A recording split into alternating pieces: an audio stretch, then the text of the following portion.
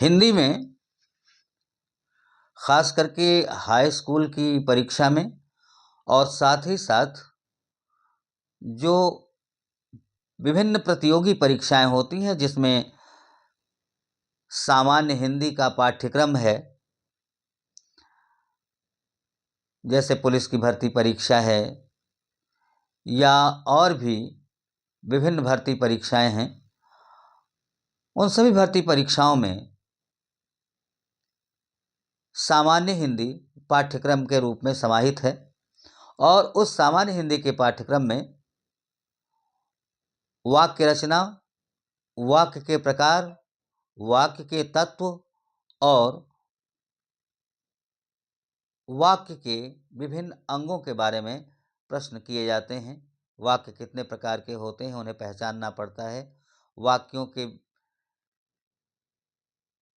भेद के आधार क्या क्या हैं, उनको जानना है। आज मैं एक सीरीज लेके आया हूँ हिंदी व्याकरण से संबंधित, जो हाई स्कूल के बोर्ड परीक्षा के लिए तो महत्वपूर्ण है ही, साथ ही साथ विभिन्न प्रतियोगी परीक्षाओं जैसे सीटेट, टेट, रेलवे की तमाम भर्ती परीक्षाएं, समूह ग और घ श्रेणी की तमाम जितनी भी भर्ती परीक्षाएं होती हैं, पुलिस और पीएससी की भर्ती परीक्षाओं में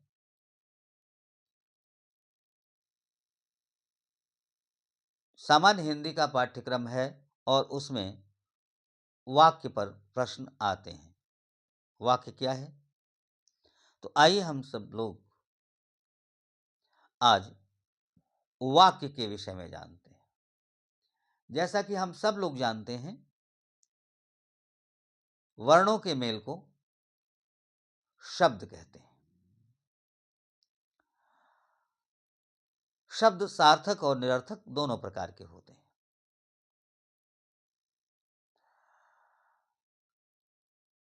वाक्य किसे कहते हैं? तो इसको जानने के लिए हमें सबसे पहले वाक्य की परिभाषा जाननी होगी। तो वाक्य क्या है? वाक्य सार्थक शब्दों का व्यवस्थित मेल है, यानी एक से अधिक शब्द जब व्यवस्थित तरीके से एक जगह मिले होते हैं तो उसे वाक्य कहते हैं। जैसे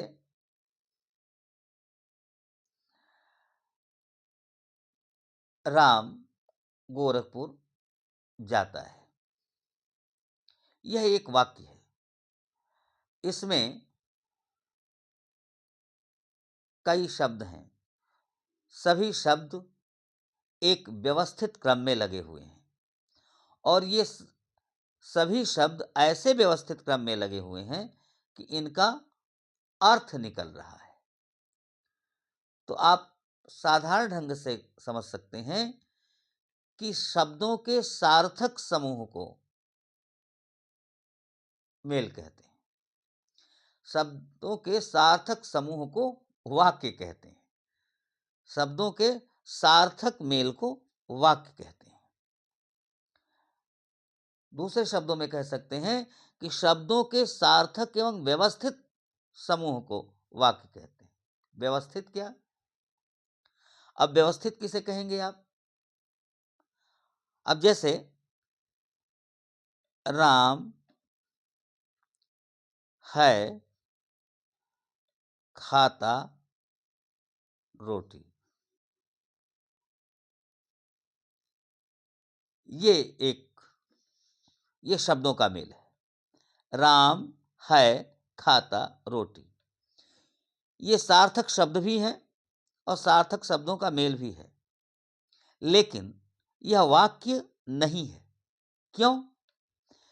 क्योंकि पहले तो ये जो पद क्रम है वह व्यवस्थित नहीं है, और दूसरा, इस शब्द मेल का कोई अर्थ भी नहीं निकल रहा है, यह निरर्थक है। क्यों निरर्थक है? क्योंकि इसका पदक्रम व्यवस्थित नहीं है। पदक्रम व्यवस्थित का मतलब पहले क्या होना चाहिए? पहले कर्ता होना चाहिए, कर्ता है। फिर क्या होना चाहिए? फिर कर्म होना चाहिए। फिर क्या होना चाहिए? मुख्य क्रिया होनी चाहिए। फिर क्या होनी चाहिए? सहायक क्रिया होनी चाहिए। यहाँ क्या है? कर्ता तो है, लेकिन कर्ता के बाद सहायक क्रिया है, फिर मुख्य क्रिया है, फिर कर्म सबसे बाद है। इसका मतलब इस वाक्य में जो पदक्रम है वह व्यवस्थित नहीं है, और जब पदक्रम व्यवस्थित नहीं है तो इसका कोई अर्थ नहीं निकल रहा है। इसलिए वाक्य की जो परिभाषा होगी वह होगी, शब्दों के सार्थक एवं व्यवस्थित समूह को वाक्य कहते हैं। अब आइए हम यह जानते हैं कि वाक्य के तत्व क्या हैं, एलिमेंट्स क्या हैं, कौन कौन से तत्व हैं जो वाक्य में होते हैं। तो जान लीजिए, वाक्य में ये 6 तत्व होते हैं: सार्थकता, योग्यता, आकांक्षा, निकटता, पदक्रम और अन्वय। अब आइए इन 6 को संक्षेप में जान लेते हैं कि क्या होता है। पहली चीज होती है सार्थकता, जिसे आप समझ गए हैं। सार्थकता वाक्य का प्रमुख तत्व है। अगर वाक्य का में अर्थ नहीं है तो वह वाक्य नहीं बनेगा। यानी वाक्य में सार्थकता होनी चाहिए, वाक्य अर्थवान होना चाहिए, वाक्य का कुछ न कुछ अर्थ निकलना चाहिए। दूसरा है योग्यता।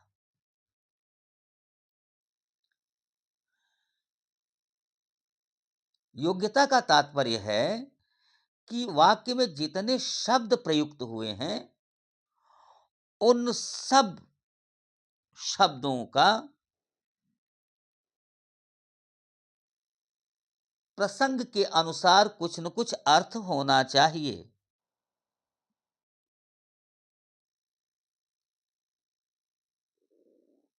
ऐसे समझिए, जैसे एक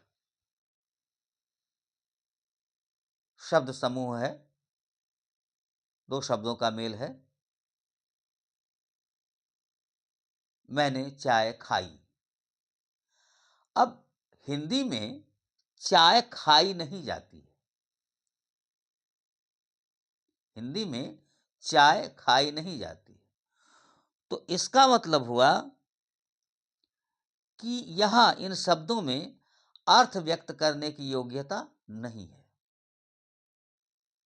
इससे अर्थ व्यक्त नहीं हो रहे। चाय खाई ये कोई वाक्य नहीं है, क्योंकि चाय खाई नहीं जाती बल्कि पी जाती है। तो अगर लिखा जाए चाय, मैंने चाय पी, तो इसमें इन शब्दों में प्रसंग के अनुसार अर्थ व्यक्त करने की योग्यता है। लेकिन मैंने चाय खाई, तो इसमें अर्थ व्यक्त करने की योग्यता नहीं है।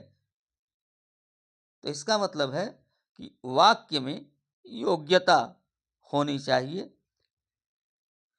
वाक्य में जो शब्द प्रयुक्त हुए हैं उन शब्दों में प्रसंगानुसार अर्थ व्यक्त करने की क्षमता होनी चाहिए। इसको ऐसे जान लीजिए, मैंने चाय खाई।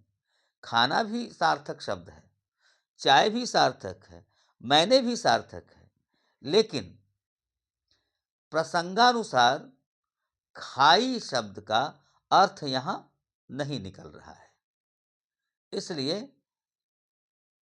इसमें योग्यता नहीं है। और वाक्य का प्रमुख तत्व है दूसरा, योग्यता। यानी होना यह चाहिए कि मैंने चाय पी। इस वाक्य में चाय के प्रसंग में पी शब्द की योग्यता है, पी शब्द अर्थ व्यक्त करने की योग्यता रखता है। तीसरा है आकांक्षा।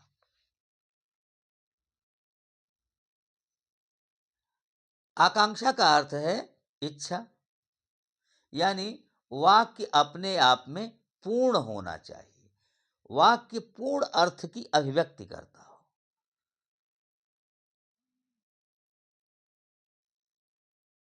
वाक्य में पूर्णता होनी चाहिए, तभी वह वक्ता के इच्छा को व्यक्त कर पाएगा।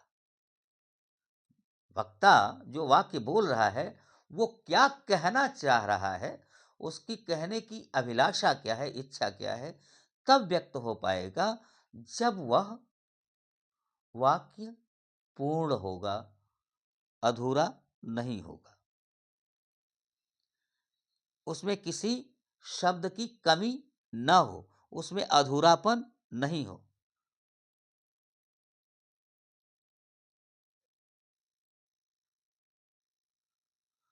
जैसे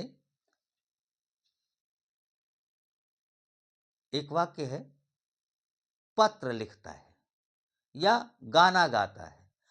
अब यह वाक्य सुनकर यह इच्छा जरूर जागेगी कि कौन गाना गाता है, कौन पत्र लिखता है। तो यहां राम का होना या कर्ता का होना जरूरी है। वह पत्र लिखता है, राम पत्र लिखता है, सीता गाना गाती है। तो इस तरह से वाक्य में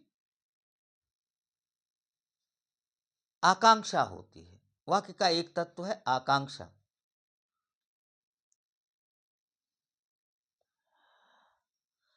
अर्थ की अभिव्यक्ति में अधूरापन नहीं होना चाहिए, किसी ऐसे शब्द की कमी नहीं होनी चाहिए जिससे कि अर्थ की पूरी अभिव्यक्ति ना हो। चौथा है निकटता।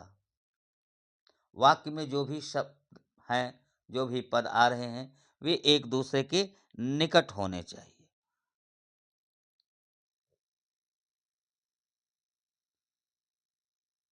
अगर कुछ शब्द रुक रुक कर बोले जाते हैं तो वाक्य नहीं बनता। जैसे मैं बोल रहा हूं, राम रोटी दूध खाता है। ये रुक रुक कर बोला गया है, दूर दूर ये शब्द हैं, और ये शब्द जब दूर दूर हैं, इनमें निकटता नहीं है, तो ये वाक्य नहीं बनाते। इसलिए वाक्य का प्रमुख तत्व है निकटता। पांचवा जो महत्वपूर्ण तत्व है वह है पदक्रम। वाक्य में आने वाले पदों का एक विशेष क्रम होता है। जैसे पहले उद्देश्य होता है, फिर विधेय होता है, पहले कर्ता होता है, फिर कर्म होता है, फिर क्रिया होती है। तो ये पद का क्रम होता है। अगर पद क्रम बिगाड़ दिया जाए तो वाक्य नहीं बनता। जैसे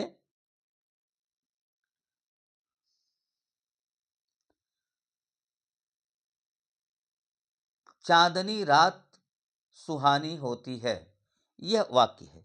अब ये इसका एक पदक्रम है, ये अर्थ दे रहा है। लेकिन होती है रात सुहानी चांदनी, अब ये पदक्रम उलट पुलट गया है, तो ये वाक्य नहीं बन रहा है।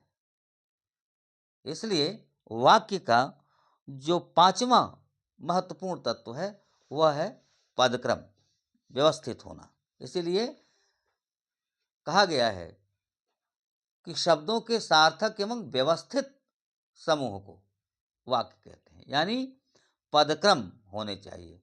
जो पद हैं उनका एक निश्चित क्रम है, उसी क्रम में वो पद आने चाहिए। पद शब्द जो वाक्य में प्रयोग किए जाते हैं उन्हें पद कहते हैं।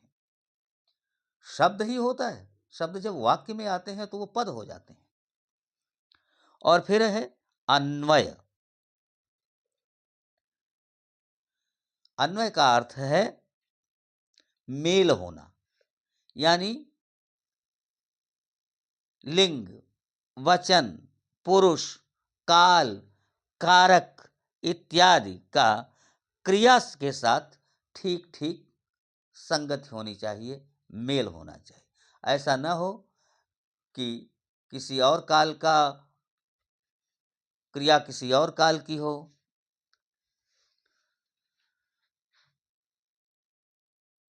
पुरुष किसी और वचन का हो, क्रिया और वचन की हो, मतलब उसमें मेल होना चाहिए, उनमें अन्वय होना चाहिए। जिस काल की क्रिया है, जिस लिंग का कर्ता है, उसी लिंग में क्रिया होनी चाहिए। जैसे राम, घर। अब यहाँ चूंकि राम पुल्लिंग है, इसलिए क्रिया भी पुल्लिंग होनी चाहिए, तो राम घर जाता है। अगर राम घर जाती है लिख दिया जाए तो यह क्या हुआ? ये हुआ कि इस पदक्रम में अन्वय नहीं है, मेल नहीं है। तो ये तो हो गया वाक्य के तत्व। तो वाक्य के तत्व 6 होते हैं। कौन कौन? सार्थकता, योग्यता, आकांक्षा, निकटता, पदक्रम, अन्वय। अब आइए वाक्य के अंगों के बारे में जानते हैं कि वाक्य के अंग कौन कौन से हैं। तो वाक्य के 2 अंग होते हैं, उद्देश्य और विधेय।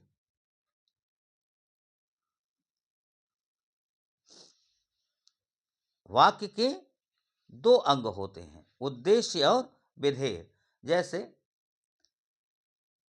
राम विद्यालय जाकर गणित पढ़ता है। तो यहां राम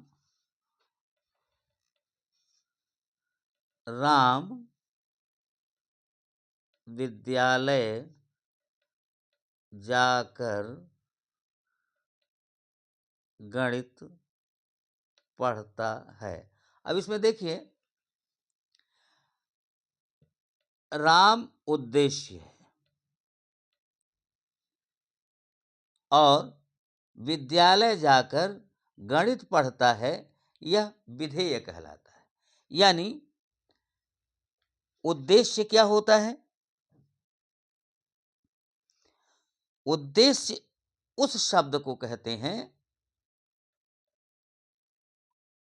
जिसके बारे में वाक्य में बात कही जा रही है।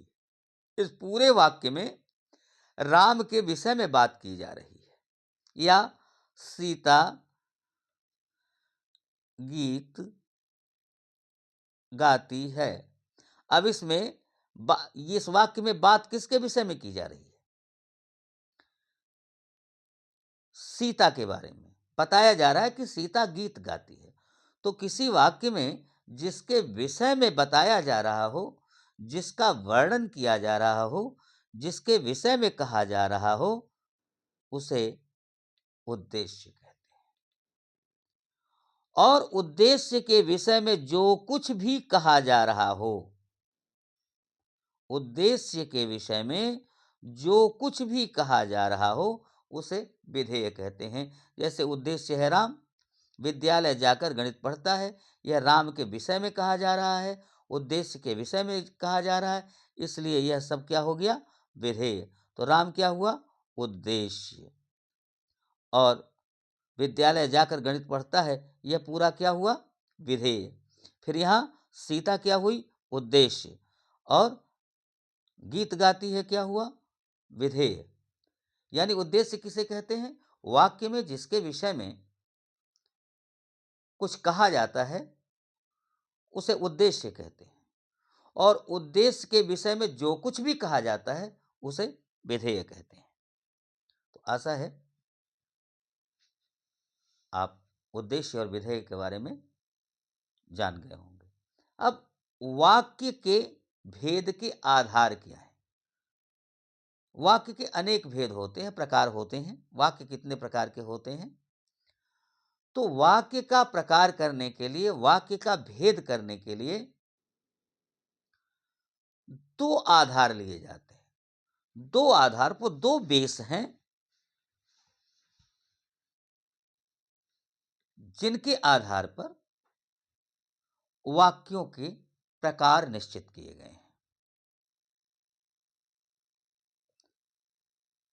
क्योंकि वाक्य की रचना होती है, तो रचना के आधार पर वाक्य के कितने प्रकार हैं? वाक्य की बनावट जो है, रचना जो है, उस रचना के आधार पर भी वाक्य का प्रकार होता है। और फिर दूसरा है अर्थ के आधार पर। ये दूसरा है अर्थ के आधार पर। इस फ्लोचार्ट में देखिए, ये देख लीजिए। पहला है वाक्य के भेद के आधार कौन कौन से हैं। तो पहला आधार है रचना का आधार और दूसरा है अर्थ का आधार। रचना के आधार पर तीन प्रकार के वाक्य होते हैं। पहला है साधारण वाक्य या सरल वाक्य, इसे सरल वाक्य भी कहते हैं। दूसरा है संयुक्त वाक्य और तीसरा है मिश्र वाक्य या मिश्रित वाक्य। तो रचना के आधार पर वाक्य के कितने भेद हैं? तीन भेद हैं, तीन प्रकार हैं। आपसे पूछा जा सकता है कि वाक्य के भेद के कितने आधार हैं। तो वाक्य के भेद के प्रमुख दो आधार हैं। कौन कौन? रचना का आधार और अर्थ का आधार। आपसे पूछा जा सकता है कि रचना के आधार पर वाक्य के कितने भेद हैं। तो रचना के आधार पर वाक्य के तीन भेद हैं। कौन कौन?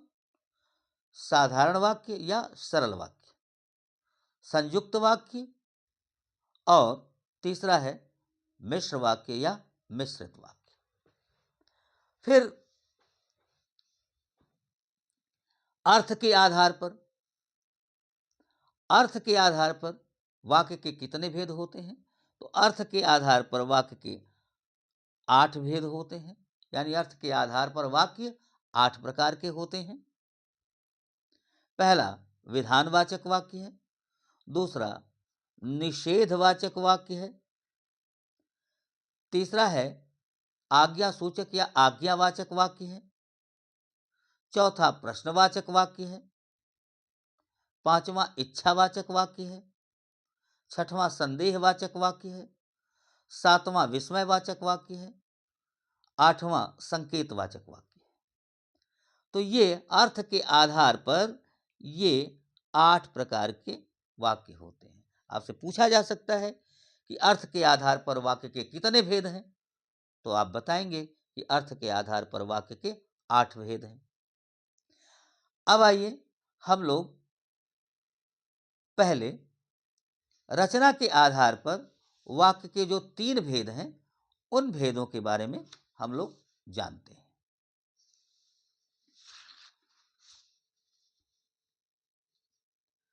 तो रचना के आधार पर वाक्य के 3 भेद हैं। पहला भेद कौन है?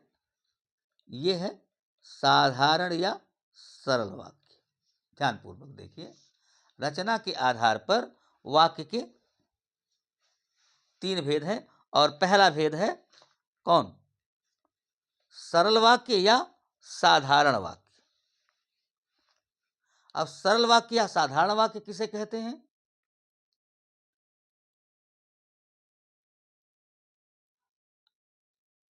ऐसे वाक्य को साधारण वाक्य या सरल वाक्य कहते हैं जिनमें केवल एक उद्देश्य और एक विधेय हो। जिनमें एक उद्देश्य और एक ही विधेय होता है, ऐसे वाक्यों को सरल वाक्य या साधारण वाक्य कहते हैं। जैसे रमेश पढ़ता है, अब इसमें एक उद्देश्य है और एक विधेय है।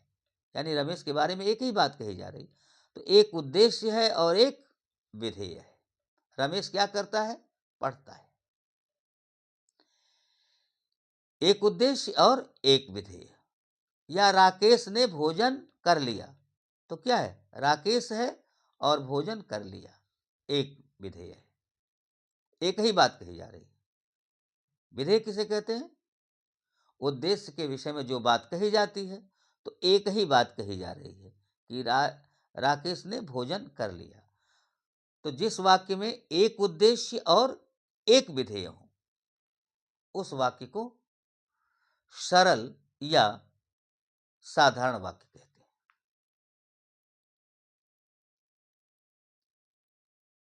दूसरा है संयुक्त वाक्य।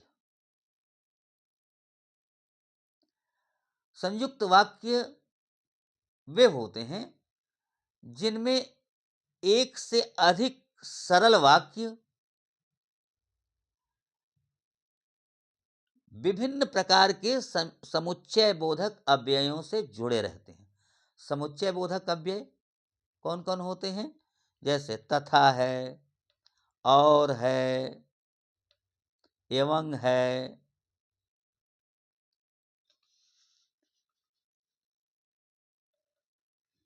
परंतु है, परंतु, किंतु, अथवा, ये सभी क्या है? समुच्चय बोधक अव्यय हैं जो वाक्यों का समूह बनाते हैं। कई वाक्य मिलकर के वाक्यों का एक समूह बन जाता है। इसको साधारण ढंग से जान लीजिए। जैसे वह विद्यालय गया और तुरंत वापस आ गया। अब यहां देखिए, और यह है समुच्चय बोधक अव्यय है। इसमें वह विद्यालय गया पहला वाक्य है, सरल वाक्य है। यह एक सरल वाक्य है। सरल वाक्य की परिभाषा आप जानते हैं कि जहां एक उद्देश्य और एक ही विधेय हो। वह विद्यालय गया, फिर यह समुच्चय बोधक अव्यय है, और उसके बाद तुरंत वापस आ गया। अब यह दूसरा क्या है? दूसरा वाक्य है। यह एक सरल वाक्य यह है, वह विद्यालय गया और तुरंत वापस आ गया। ये एक वाक्य है और यह एक वाक्य, दोनों सरल वाक्य हैं। दो सरल वाक्य एक समुच्चय बोधक अव्यय से जुड़े हुए हैं। दूसरा है उसने परिश्रम तो किया परंतु असफल हो गया। यानी उसने परिश्रम तो किया, यह एक सरल वाक्य है। और फिर दूसरा सरल वाक्य क्या है? असफल हो गया। अब परंतु से जोड़ दिया गया है।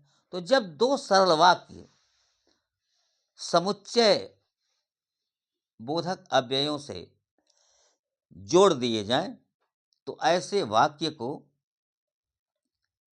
क्या कहते हैं? संयुक्त वाक्य कहते हैं।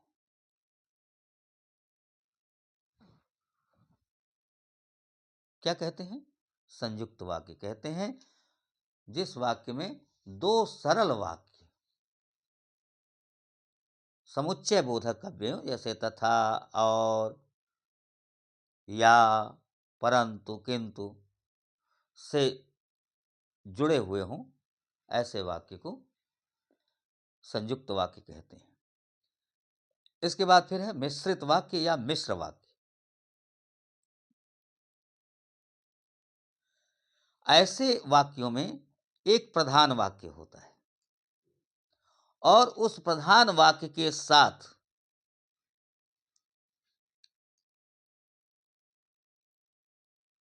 एक दूसरा वाक्य और जुड़ा रहता है जो उस प्रधान वाक्य पर आधारित होता है।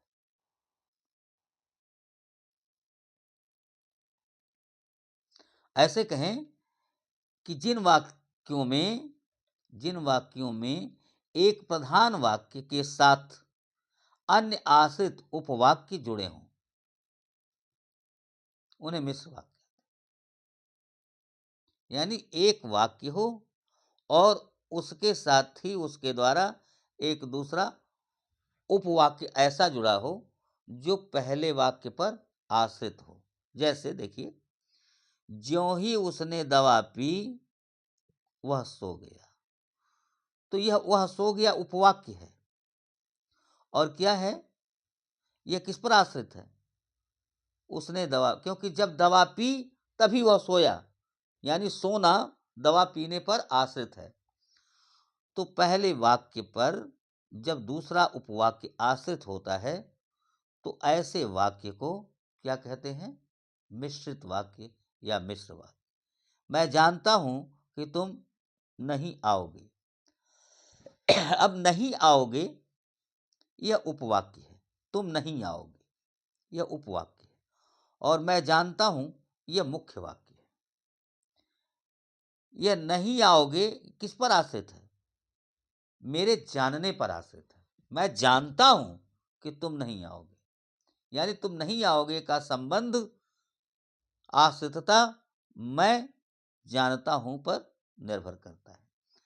तो इस प्रकार यह हुआ मिश्र वाक्य या मिश्रित वाक्य। मिश्र वाक्य वहां होता है जहां एक मुख्य वाक्य होता है और एक दूसरा उपवाक्य होता है। दूसरा उपवाक्य मुख्य वाक्य पर आश्रित होता है।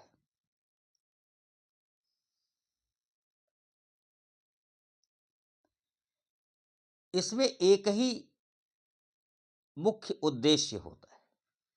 मिश्र वाक्य में एक ही मुख्य उद्देश्य होता है।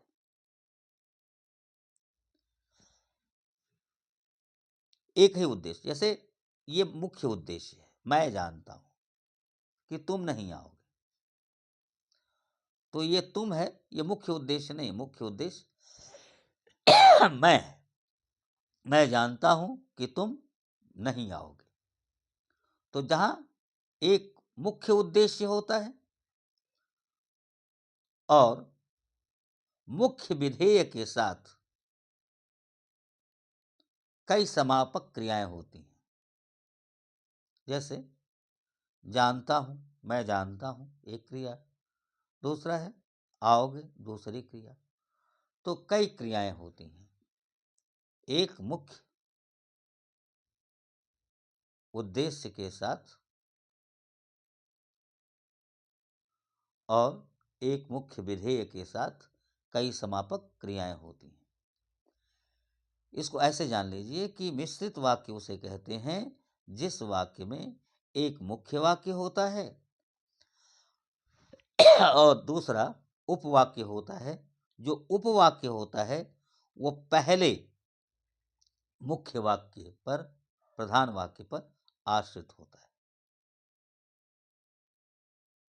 यहां देखिए, मैं जानता हूं पर ही ये तुम नहीं आओगे आश्रित है। ये मेरे जानने की बात है कि तुम नहीं आओगे। उसने दवा पी वह सो गया, या वह दवा पीकर सो गया।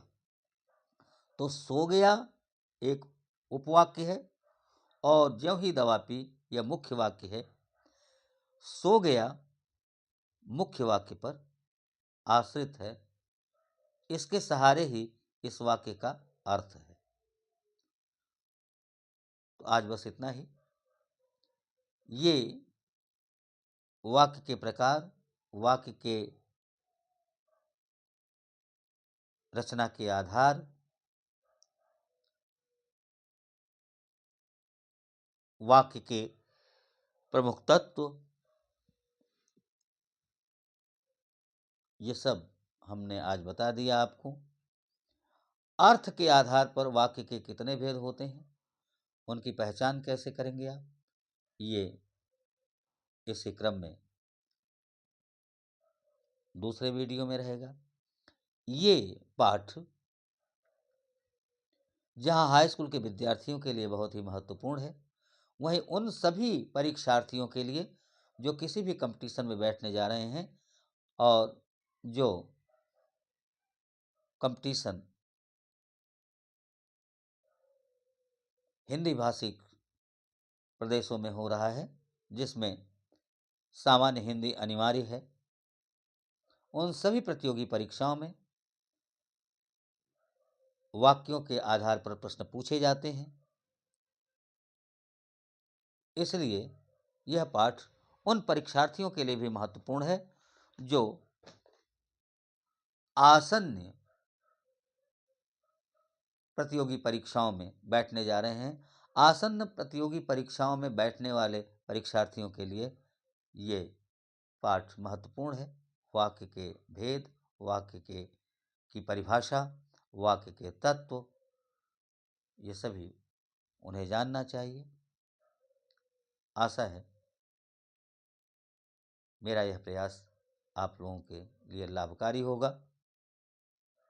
फिर एक बार आप लोगों से यह आग्रह है कि इस वीडियो को देखें, समझें, लाइक करें, शेयर करें और साथ ही साथ चैनल को सब्सक्राइब करें। एक बार फिर आपको एग्जाम क्रैकर चैनल की ओर से धन्यवाद।